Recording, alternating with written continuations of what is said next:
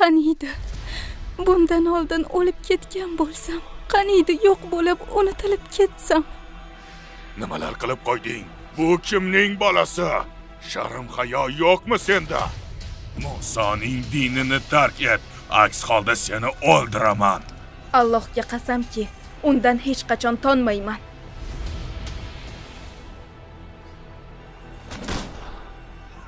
Robbim. Ey Ibrohim, qayoqqa ketyapsiz? Bizni shu yerga tashlab ketasizmi? Qanday qilib sizga ozor berishdi, otajon?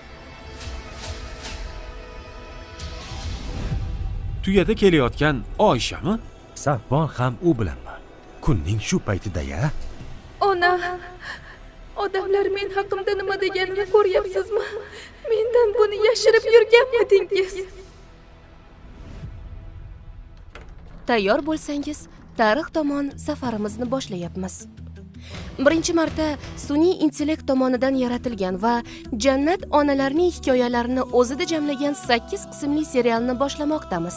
Xadija roziyallohu anha maxluqotlarning eng afzaliga payg'ambarlik kelganda hech kim ishonmadi. Uni masxara qilishdi. Aqldan ozib qolibdi. Kim ham unga ishonardi? Men sizga ishonaman. Tarixda birinchi bo'lib iymon keltirgan zot onamiz Xadija bo'ldilar. Va bu iymon urug'lari yillar oldin Allohning rasulini bu dunyoga keltirgan muborak onaning qalbida o'z o'rnini topgan edi. U yosh o'g'li bilan erining qabrini ziyorat qilganda nimalarni boshdan kechiradi? Abdulloh. Osiyo zulm bilan o'ralgan Fir'avn saroyining markazida qanday qilib o'z e'tiqodini saqlab qola oldi? Iymoni uchun nimalarni qurbon qila olardi? Kuchmi? Shon-sharafmi? Yoki o'zining hayotimi? Fatima roziyallohu anha payg'ambar alayhissalomning suyukli qizlari.